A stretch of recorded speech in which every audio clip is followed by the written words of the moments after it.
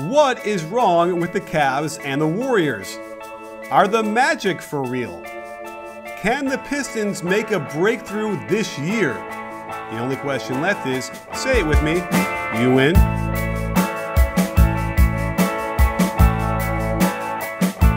Hey sports fans, Coach Nick here, and welcome to the B-Ball Breakdown podcast / live show. And as always on Monday, I'm joined by Dave DuFour at Dave DuFour NBA. And it's been a pretty eventful weekend Monday to talk about for the NBA, wouldn't you say, Dave?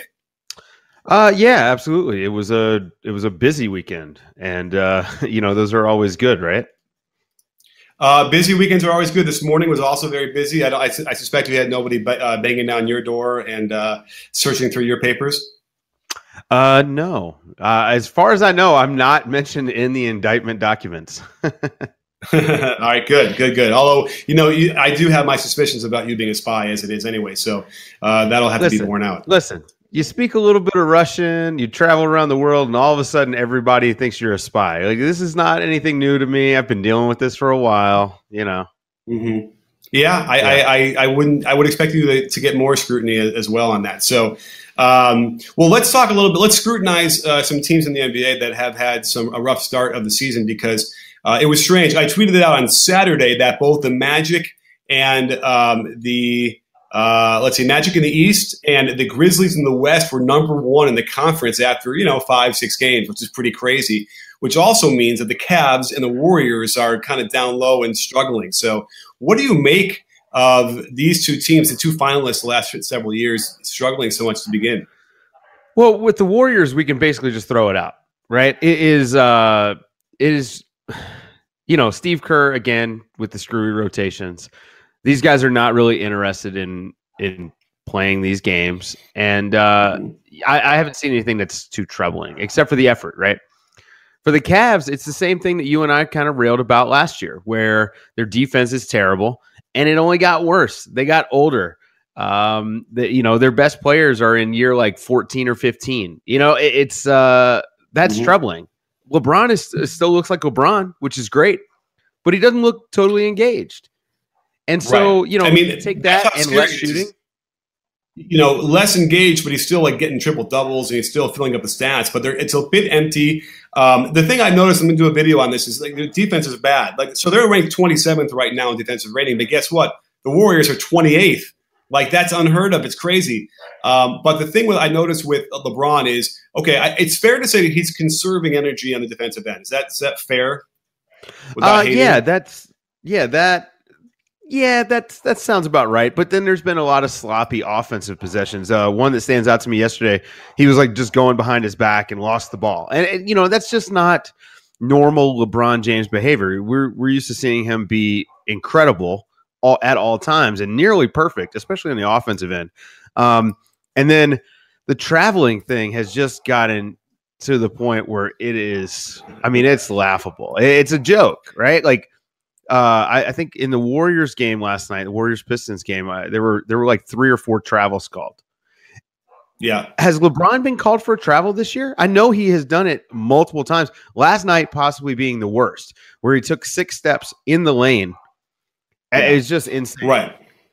Yeah, I tweeted that out. Someone shared it with me. I had missed it because I was watching part of the game, but I didn't see that one. And it was like crab dribble and then slide the pivot foot and do all sorts of crazy stuff. And people were, it's like, and to get back to your point as far as the traveling goes, yes, there's a huge emphasis. We did a video with Ronnie Nunn last week where we showed how much they're emphasizing the traveling on the perimeter.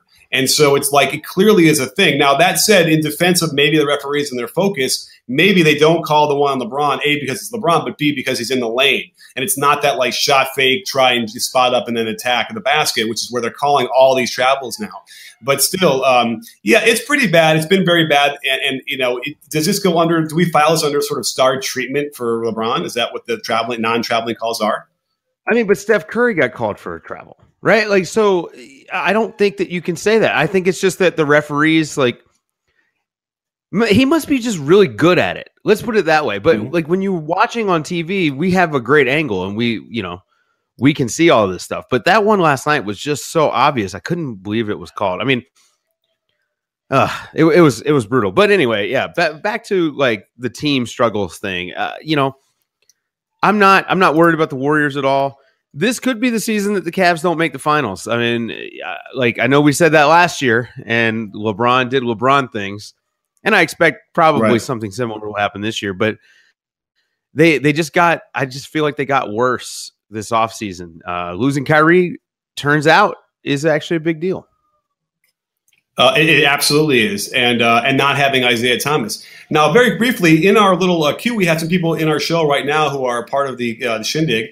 We have Cowboy Caviar, DJM, Al, and Toms. And if you guys have a question you want to ask, you can either, if you're on a computer with a camera, you can ask us live with that, or just by audio. So raise your hand. There's a little button in there. I think you can raise your hand to ask a question, or as a question area, either one of those, and we can find it. And if you do, we'll put you in our show, and you can ask it directly. So that'll be exciting. We did this last time, Dave, and we had a couple of good questions that way. And if you had either text, audio, or video, we'd love to see your face and have you talk to us. So let's go through the one point I want to make about the LeBron defense is that, so what I've noticed is that he's willing to make the first rotation. And I'm going to go through the footage. What I've seen just by watching a little bit of the Cavs this year is that like he'll bump down on the roll man or he'll rotate down on the weak side. But then when it swings to his man, like in the corner, he makes no attempt to close back out again. And they're getting wide open 3-point attempts that way, especially in the corners. That's a real problem. And obviously when you're playing against the Cavs and who have LeBron, you're going to need threes to overcome that. And that's what's going on so far. Yeah. And they're just not even getting the threes up. Right, like they're not just not making threes; they're not shooting enough threes. So, yeah, I mean it's troubling, man. And there's I keep hearing Isaiah Thomas is coming back. Don't worry, they'll be fine. Isaiah Thomas is coming back. When is Isaiah Thomas coming back? Right now, we don't know. It's undetermined. They're saying maybe January, right? Yeah. Go ahead. Sorry. What Isaiah Thomas is coming back? Okay. Hip injuries for basketball players, man, they can be killers. And is he going to come back? What percentage of Isaiah Thomas are we going to get? It's not going to be 100%. He's got an injury that rest doesn't solve this problem. So, I don't think Isaiah Thomas is going to be some kind of savior for this team. The other thing is, man, their biggest problem is defense, and Isaiah Thomas is terrible. He's worse than Kyrie. Right. So, yeah. And I can also speak to the nature of the injury as well as rest is not going to help it, really. That's the thing. If they're not going to do surgery, then he can, probably do like Pilates or that kind of thing for strengthening and stretching stuff. But he's going to be in pain when he plays, and they're going to have to just manage that. So as far as I could tell, my feeling is the only reason why they're waiting until January is simply because they don't want to aggravate the injury anymore and have to just deal with it from January on. It's nothing to do with the fact that he's going to get better with this. An impingement doesn't really get better. Your bones are hitting bone, and your torn labrum is going to be torn. Short of surgery, it's not going to get better. So that's why to me, it's the only reason why they're waiting this long. And, it's going to be an issue, especially what you said about the defense, because, they're already struggling. Derrick Rose has not been that answer either on that. And he's not looked that great. And let's face it, they've gotten blown out 3 straight times, or not, sorry, they got blown out twice by very inferior teams. If we look at the schedule right here, they got blown out last night by the Knicks at home. It was a second of a back-to-back, but still it was at home. They lost to the Pelicans, and they got blown out there. And then they had lost, to the Brooklyn Nets in Brooklyn. So this is the problem. The first game of the year was the game that Gordon Hayward got hurt, and it was still close with Boston. So, I think that right now that's just in a very good team. I think they'll be fine.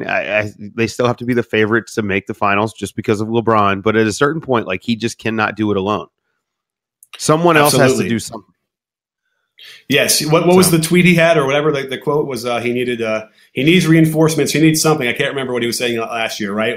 He needed someone to come in there. He demanded the trade for some more firepower. So clearly they understand it. Now, as far as the Warriors go, right, we mentioned, the wacky it looks like what Steve Kerr wants to do is in the first 20 games, he's just going to throw everybody out there to see what he's got, and he doesn't care if he goes 12-8.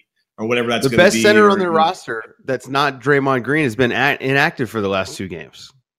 This is experimental season for Steve Kerr. Wait, who's the best center on the roster? Jordan Bell. Ah, okay. Right. What's his deal? I mean, maybe David West. No. It's just so he's rotating the minutes. That's it. He's going pop, with his bench, and especially the end of bench stuff. And I mean, he really has embraced his inner pop and is totally going for it. And it's hard to argue against it because of how successful Pop has been. But at the same time, I don't know that the Warriors have the mental makeup that the Spurs have had. I don't know if these guys can continue to lose these games that they should be winning and they can stay happy. So, that remains to be seen. Absolutely. Well, we have a question here, it looks like, from Tommy. Are the Magic for real? Playoffs? Great question here from Tommy. What do you think, Dave? Have you had a chance to watch much of them this year? I have. The Magic have quickly become must-watch basketball. They're like a great league pass team. Yeah, I think they can make the playoffs. I've said this a couple of times in the last week. Their pace is super high, and I think that the offensive rating is probably unsustainable. I don't think they have the shooting to continue to shoot as well as they have. But if you look at what they're doing, it is sustainable. Their best three-point shooter is probably Nick Vucevic. He gets to, in the high-tempo offense, he gets to get a lot of trail threes. He's shooting fantastic percentage from above the break. He's really comfortable there. So when the rest of the guys get out and run, they're causing the defense to have to drop back, and Vooch is getting these wide open trail threes. And then when the defense tries to recover to him, these guys are cutting off of that. It's actually pretty impressive, and it's amazing that it took them this long to figure out how to use Aaron Gordon. It doesn't hurt that Aaron Gordon's shot looks so much better. His shot stroke is much improved, and I'm glad to see it this early in his career. I mean, probably worthy of a breakdown. He's shooting 50. Oh, I just got off the damn thing. 50-something% from three on 4 attempts per game plus, which is crazy for a guy who had never, ever really done that before. I don't even know what to make of that. But, so tell me, if you're looking at mechanic-wise, because I haven't studied it really break the frame by frame, what are you seeing with Aaron Gordon? So, and he's scoring 22 a game, 10 rebounds, almost 3 assists. He's shooting 58.8%. We've seen a lot of guys to start the season, over 4, 5, 6 games shooting lights out, which makes sense. They're coming off of the training of the offseason. They're probably not beat up yet, so they're going to be feeling comfortable. But what are you seeing anything very specific in what he's doing on his shot that's leading to such a high percentage on high volume? Well, he's turned his body some, right? And that always helps, turn the feet. And then he's not jumping as high. Remember, this is something you and I have talked about with Russ. If Russ didn't jump so high on his threes, he probably would shoot a much better percentage. And so he's conserving energy, but also it's a more repeatable motion. So I think that he's just more consistent. But what he's doing right now is probably unsustainable. I don't imagine he's going to shoot 50% for the year. That would be insane. Right. But there's nothing in his mechanics that don't make me think that he could be an above average 3-point shooter, 38%, something like that. If he can shoot 38%, Aaron Gordon's a max player. And you and I have talked about it. His athleticism's off the charts. Now they're playing him in the right position. He's pushing the ball. Like, he's actually kind of like Blake Griffin light over there. I hate to do that because he's been compared so much to Blake, but like just in the way that the offense is really, like, you can tell he's sort of in charge of it, of the pace and things like that. Absolutely. Blake Griffin's a really, really great comparison. And as we go forward, I'm sure, he's shooting a career high from the free throw line at 4.5 attempts per game as well. So everything is now ticking up for him. And certainly the Magic deserve a breakdown. I need to do one. I haven't even done one of them for years at this point. So I'm excited to get in there and really look at what he's doing, especially to get that many assists as well, because this is sort of an all-star status here. Now, if he drops down to like 38%, I don't know the math exactly, but he probably goes from 22 a game to, what is that, like 19, 18, but like that's 18, 10, 1.3 blocks and 3 assists. So those are great numbers for a guy in his 4th year on a team that's, up and coming. So it's really exciting to see what's going on with the Magic. What's also really exciting is that DraftKings is back with NBA Daily Fantasy. You can be part of the action every night when you choose between public contests with big cash prizes or private contests where you can take on your friends. If you're a beginner or a casual fantasy player, they've got a contest for you as well. Drafting your team is simple. Pick 8 players and stay under the salary cap, something Doc Rivers is going to have a hard time doing with DeAndre Jordan pretty soon. You earn points for scoring, assists, blocks, rebounds, and lots of other stats. There's no better way to turn your love of basketball into cash in your pocket. And there's no commitment. Each day is a new contest. So hurry to DraftKings.com now and use code CoachNick to play free with your first deposit for your share of $10,000 in total prizes tonight. That's code CoachNick to play for free with your first deposit. Only at DraftKings. The game inside the game. We have another question. Should we throw it up here? Sure.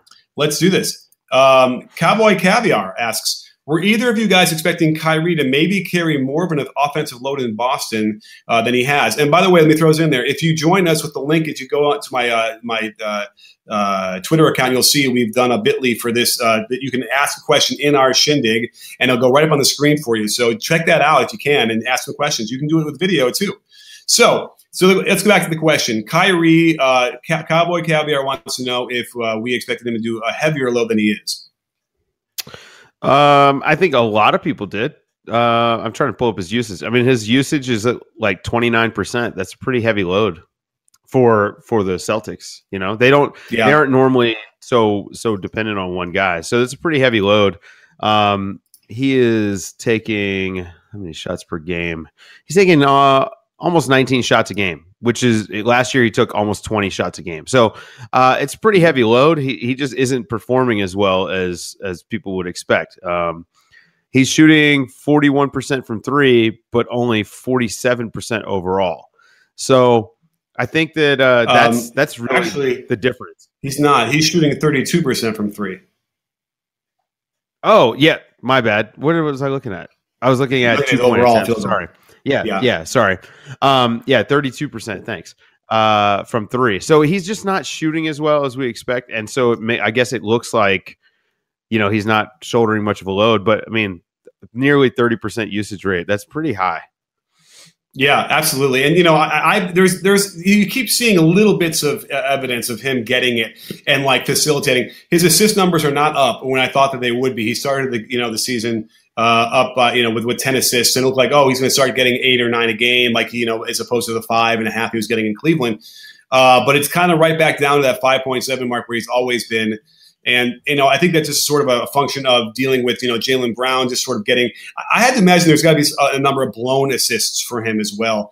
You see that a little bit where these guys are getting, you know, good passes from him. They're not knocking down the shots. And then, you know, they're just going to be up and down up until, you know, Brown could get more comfortable. And then the guy from Duke is oh my God, I always forget his name, Jason Tatum, until he gets more comfortable as well. And the whole team kind of gels around the non-Gordon Hayward or that absence. They're going to throw Morris in there now. So they're going to be up. It's going to be up and down, I think, for the first half of the season.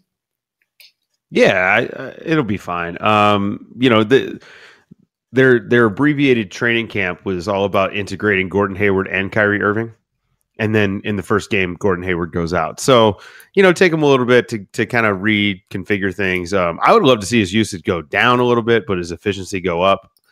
And I think that could happen if the rest of his team kind of picks up the slack. I'm with you on that. Right. Well, should we turn our eyes over to the chat room in the Periscope, which we have some people out here right now, because certainly see if you can grab a question here. I'm going to tweet this out, let everyone else know we're still out here recording because So are the Grizzlies for real? This is from Miller Mears 3. Can they keep winning enough to get in the playoffs? I feel like it could be real. We'll see. What do you think, Nick? Absolutely. I mean, we just did an article on the .com about them because they're kind of a weird band of misfits off their bench. Just a weird collection of players. Chandler Parsons is looking like he's getting back to his old self a little bit there, which makes me excited because, you know, he's gone so long and it's been so hard for him. But they got like guys like Brandon Wright and Dylan Brooks, who, again, another guy who was completely overlooked for no reason, as far as I could tell. Loved him in college.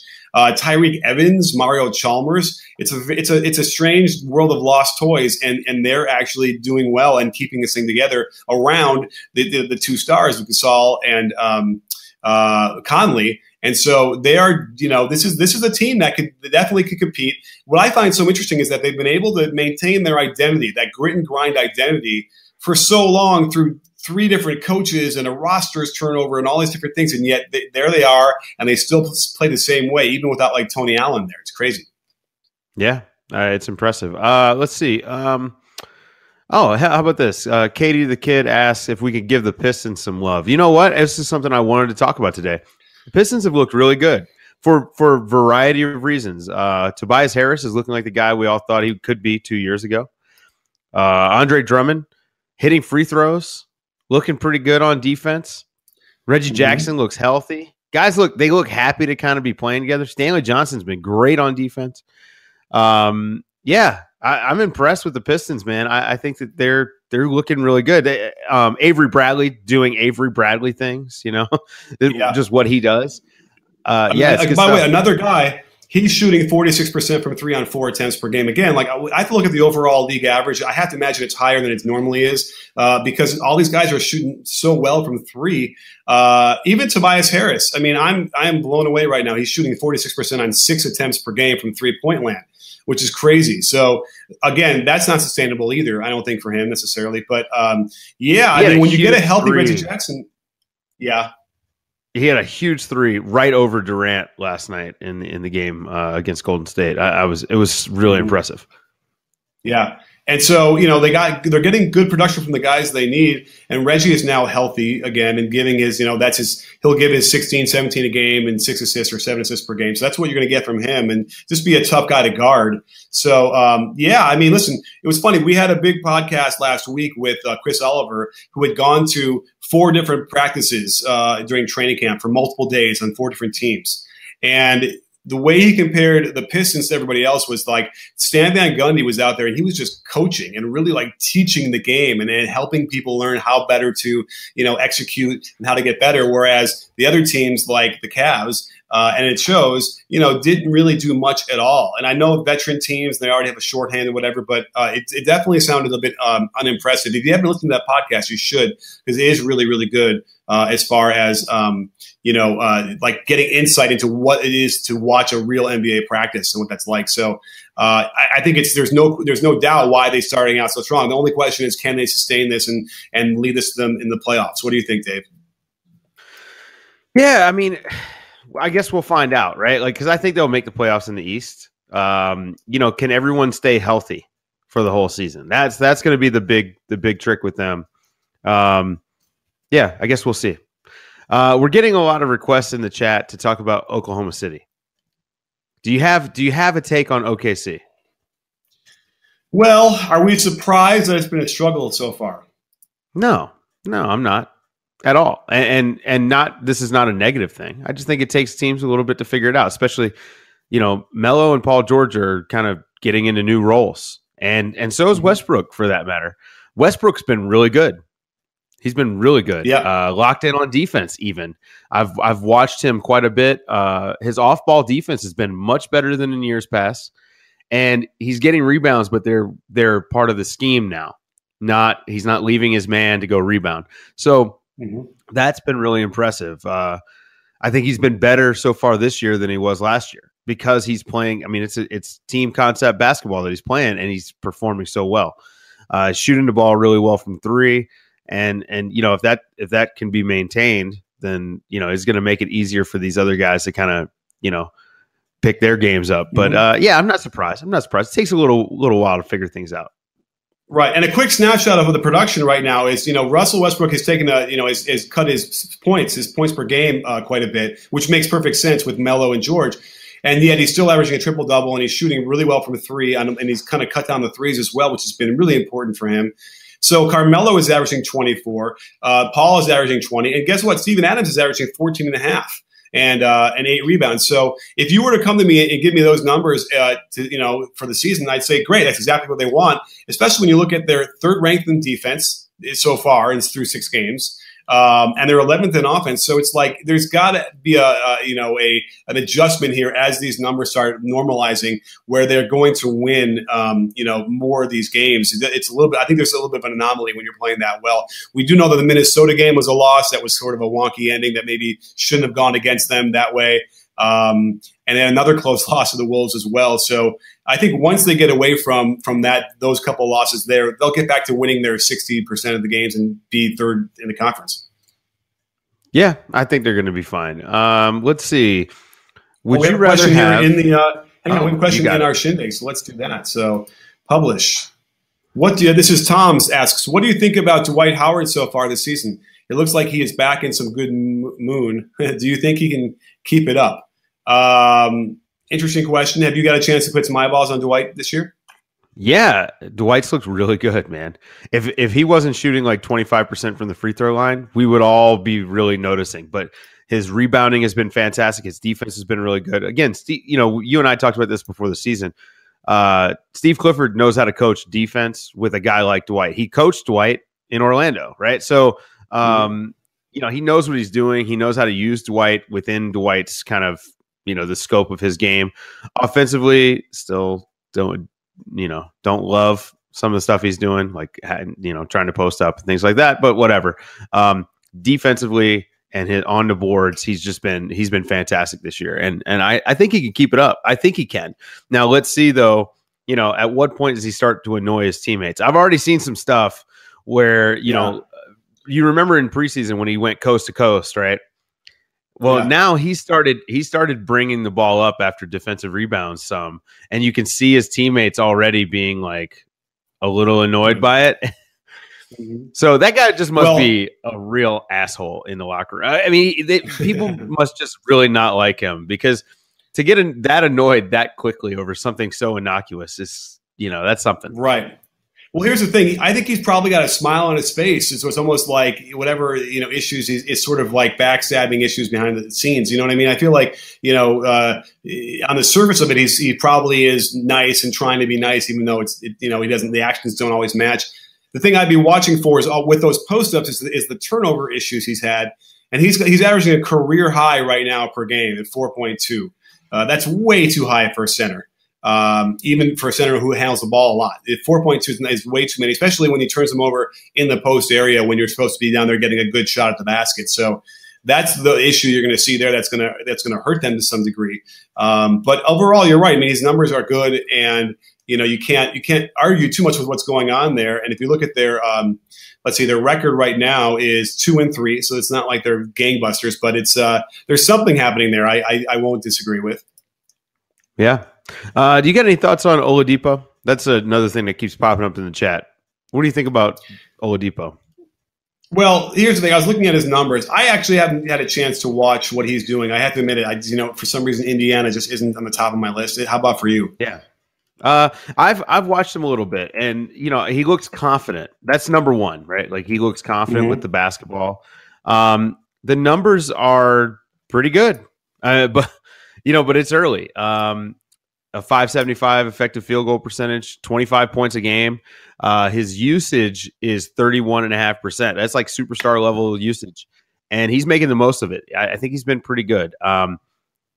This is sort of where we kind of thought. We thought he might be this last year. Yeah, I mean, is it a natural progression for a guy who's entering his fifth year and now has the more free reign to do things than he did in the past? I mean, maybe. Again, by the way, another guy who's shooting 47% from 3 on 5 attempts. It's crazy. Maybe worthy of a video just to do that is spotlight the top 10, like 10 guys who are surprisingly. Blake Griffin's in that discussion. Did they make shooting so well and why? Did they make the maybe they're using different balls. Maybe the balls are different. The stitching is different. I don't know. I don't think so, but that's what they did in baseball. Maybe it's what happens here in basketball too. They juice the ball. Steph Curry's only shooting 34.7% so from 3. So I don't think it's a juiced ball. I just think it's early. These guys will come back down to earth. But at the same time, what we've seen in these first 6 games with him, I think it's pretty it shows a guy that has developed. And the bigger thing is the confidence. We kind of thought he would be this guy as a secondary playmaker for OKC last year. but it didn't happen. Now, part of that is I think it's hard to be really good like this next to Russ, at least last year's Russ.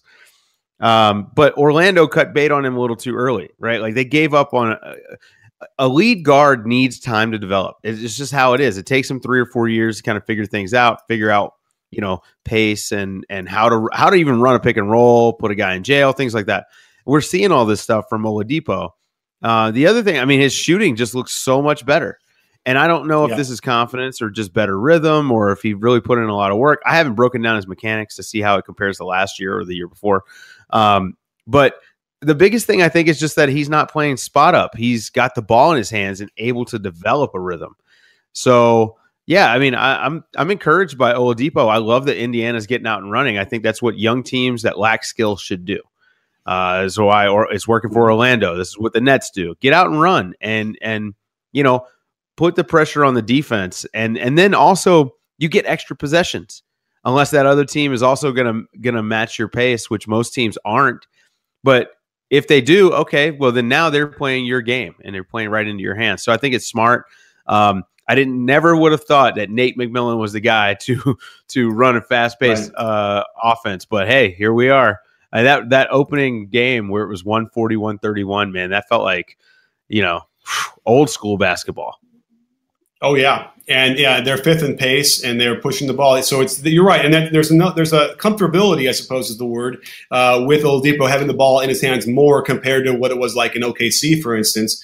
Even though his numbers were pretty similar in Orlando and in OKC, so something clicked, I guess, at least up until now. And if this keeps happening, then this will be proving my point that as we move forward, I have to imagine 3-point percentage has not moved up at all ever. Basically, it's been stuck around 35-36% for the average for all these years. And at some point, you have to imagine as it takes more and more hold of the game, you're going to have the guy see shooting better. I think this has to happen. Yep, I agree. So don't forget, if you join us in the Shindig, and we tweeted out the link there, then you can ask a question live. In fact, we have people in the chat room right now. You can come in here and actually ask a question with video, which would be really kind of neat. Join the program. So Jonathan's in there, and Tommy and Leo and Tom's and DJM and Cowboy Caviar. If you're still in here, come on, jump in here and ask us a question with your computer if you have one. I think you might even be able to do it mobile with your phone. So jump in here and let's watch some more questions. We got a few more minutes here, so. Anything else that we want to talk about? This has been already a great. We've covered a lot of stuff so far. Yeah, I don't know, man. Let's see. We got another question in the Shindig from Tom's. Let's publish. We were worried all summer about the East, but it's less. I guess it's not as bad as we expected. Is there any reason for this? What I'll say is. And I hate to give this answer, but it is really early, right? And we also had a shorter training camp. I think that Denver's early offensive struggles, you can put a lot to that, to their short training camp. The fact that we're getting defensive teams are actually doing really, really well against some potent offenses because the offenses takes longer to dial in the offense than it does the defense. It's sort of like in baseball where pitchers start out ahead of hitters. Like the first month to 6 weeks of the season. I think that's what we've got a little bit going on. And so some of these East teams are catching some of these Western teams at just an inopportune time. But, you got to be ready to play. And ultimately the first game of the season counts the same as the last game of the season. So, but yeah, let's put it this way. The East has been way more entertaining than I expected, particularly because of Indiana, Brooklyn, and Orlando. They've just been so much fun to watch, and I'm loving it so far.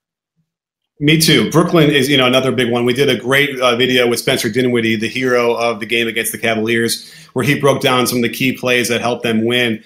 And yeah, they're doing some great stuff. And, it's amazing what happens when you start getting, some NBA level quality talent there and veterans. All of a sudden, you start playing better and you're certainly in those games more. It's not a 20-point blowout in the first quarter or at the end of the first quarter. So, but I would expect these things to normalize a little bit more as we play more games. I'm not sure that the East has played more games against the West than normal or that many even in the beginning in a way that once those games start coming in, the West Coast trips come on, and they're playing. You have to go through the triangle. Like an East Coast team has to play Dallas and San Antonio back to back or whatever. That's when you're going to start seeing, the East, I think, start to lose any kind of edge they might have in the records. Interesting stuff. So, what do you say? Anything else? Oh, there's a great question here by Edmund Holden on the Periscope. Would you rather have Avery Bradley or Patrick Beverley to defend elite scoring point guards?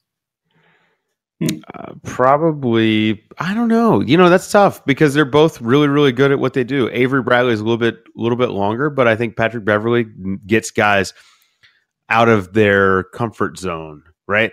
And he gets into their head a little bit more. So I'd probably take Pat Bev, and that's just because I really like the mental aspect of his defense. I think he does such a good job of irritating guys, and also, his physicality is just something that a lot of guys struggle with. So I'd probably take Pat Bev, but I love Avery Bradley. I'd love to have both of those guys as my guards, right? Like that would just give me those two. Yeah, give me Jay Crowder. Give me Draymond Green. Yeah, absolutely. I agree with all that stuff. I think that, as far as toughness goes, it's, I think you want to take, especially with 3-point shooting, you want to get guys out of their rhythm. And you probably have to go with Patrick Beverley because he's just gonna get you thrown out of the game. I mean, he's gonna get you a tech. He's gonna get you some stuff. And that's the difference there. So, anyway, yeah, sorry, I'm trying to do two things at once. So yes, so I would probably take Patrick Beverley, but I love what Avery Bradley's doing. And again, Detroit's a great pickup, for them as well, in a way that he's a big reason why they're doing what they're doing. I'm sure Coach Van Gundy loves him.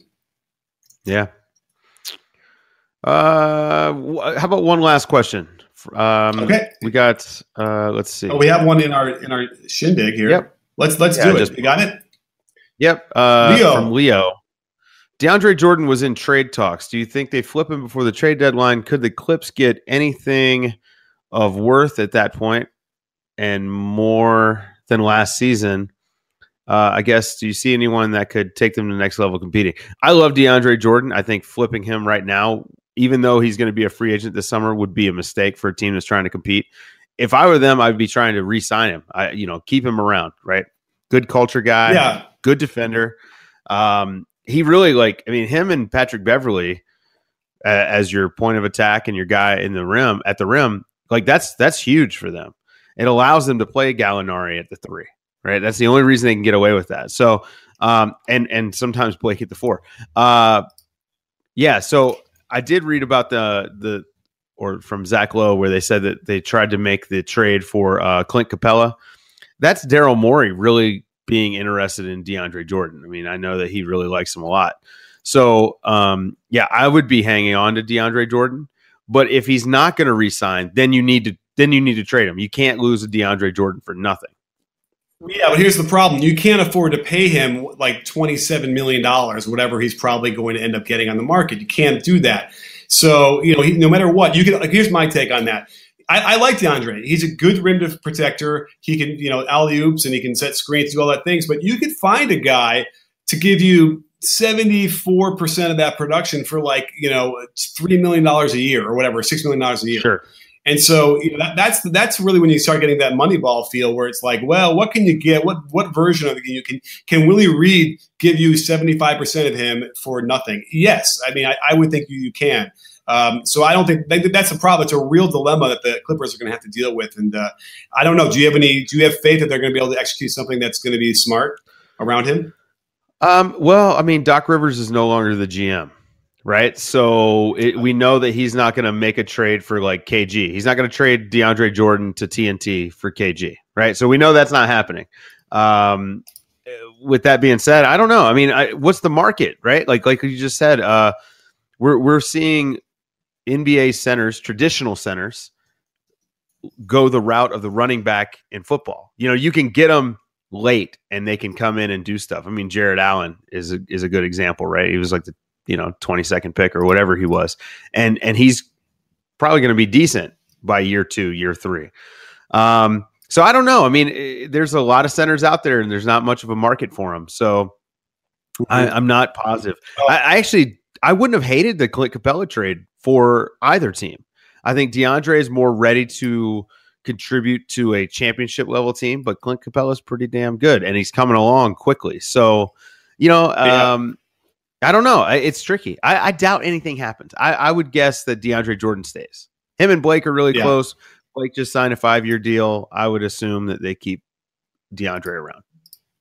I mean, certainly for this year, it's worthy because I think that they're onto something here, and perhaps they're playing even better than they did with CP3, which is worthy of another video with a lot of stuff to do. And if I could just get through this week and the weekend, next weekend, with a big family thing I've got planned, I'll be able to finally go full bore on all the videos and analysis and pods and everything and get back to the right schedule, which should have started now, right? We shouldn't have had the season for the last 2 weeks. I know why it started so early, but man, it shook everything up. So, well, anyway, listen, Dave, great show. Really good stuff. I think we've covered a lot of great topics. Yeah. I mean, you know, it's hard to believe we're going into week 3 now of the NBA season. It's happened so quickly. And I can encourage you all to join us when we do these shindigs where you can actually come in and ask us questions with text, which we did today. Every once in a while, somebody wants to come on with a camera or with the audio and ask a question like a call-in show. So get used to doing that. That'd be really fun to interact with you guys that way. And we'll chop it up again soon. And keep your eyes peeled on all the things that are happening in the NBA this week. There'll be a lot of good slate of games and a lot of good videos coming out. So, Dave, as always, thank you so much for joining us. And don't forget, sports fans, at B-Ball Breakdown, we're not a channel, we're a conversation. You in? Are you in, Dave? Yes, I am.